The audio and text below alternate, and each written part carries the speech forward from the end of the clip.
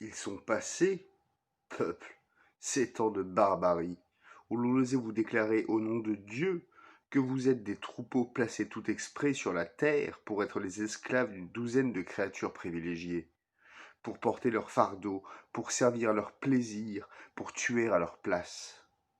Que Dieu leur a transmis son droit incontestable de propriété sur vous, et qu'étant ses représentants, il vous tourmente pour vos péchés en vertu d'un droit divin.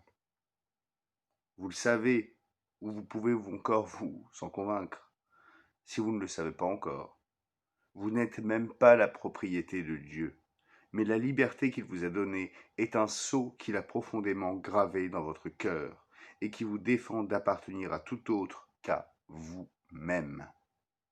Aussi ne se hasarde-t-il plus à vous dire « Nous sommes plus forts que vous, nous aurions pu vous tuer depuis longtemps, nous avons été assez bons pour ne pas le faire, la vie que vous vivez est donc une grâce que nous vous avons faite. Mais cette vie, nous ne vous l'avons pas accordée à titre gratuit, nous vous l'avons donnée comme un fief.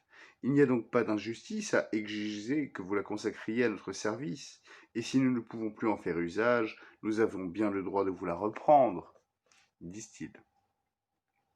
Si l'on accorde quelque valeur à cette manière de raisonner, vous avez appris que c'est vous qui êtes les plus forts, et que ce sont eux qui sont les plus faibles, que leur force ne réside que dans vos bras, et que vous n'avez qu'à laisser tomber ces bras pour qu'ils sentent leur misère et leur délaissement. Voilà ce que leur ont montré les exemples qui les font encore trembler. La Révolution française. Vous ne les croirez pas davantage quand ils vous diront que vous êtes aveugle, dénué de secours, ignorant, et que vous ne sauriez pas vous diriger vous-même s'ils ne vous guidaient, comme de petits enfants, de leurs mains paternelles.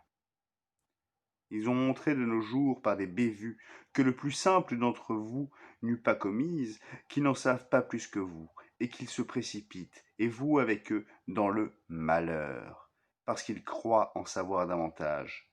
N'écoutez pas plus longtemps de semblables duperies. Osez demander au prince qui veut vous gouverner de quel droit il vous commande. Johann Gottlieb Fichte, revendication à la liberté de penser auprès des princes de l'Europe qui l'ont jusqu'ici opprimé, 1792.